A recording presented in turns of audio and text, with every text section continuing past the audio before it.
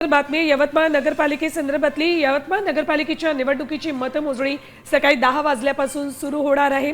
धामणगाव रोडवरील शासकीय तंत्रनिकेतन इथे मतमोजणीला सुरुवात होईल। एकूण 29 फेऱ्यांमध्ये मतमोजणी होणार आहे।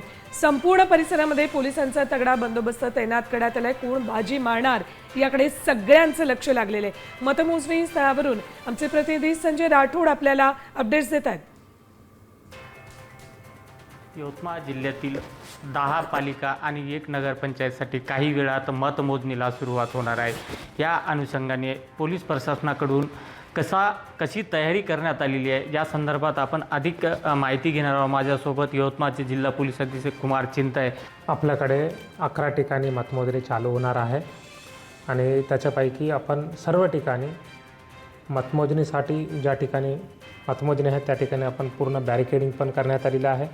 त्याच्या व्यतिरिक्त आपण शहरात जो मुख्य ठिकाणी असतात त्या ठिकाणी पण आपण फिक्स पॉईंट पण लावण्यात आलेला आहे आणि त्याच्या व्यतिरिक्त आपण विजेच्या रॅलीचा क्लिअरली सूचना दिलेल्या आहे, परवानगी नाही आहे, तरी पण आपण काही रिझर्व्ह म्हणून अतिरिक्त फोर्सला पण तयारी करण्यात आलेला आहे।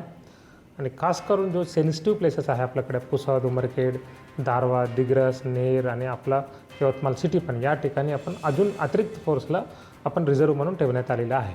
पण त्याच्या व्यतिरिक्त जे शहरमध्ये जो नगरसेवक आहेत त्यांच्या गल्लीमध्ये त्यांच्या कॉलनीमध्ये पण लोक काही इकडे हरले जिंकले म्हणून तिकडे काहीतरी रुमरसार काहीतरी होऊ शकतात, त्या ठिकाणी पण आपण फिक्स पॉईंट लावण्यात आलेला आहे। संजय राठोड, साम टी न्यूज, यवतमाळ।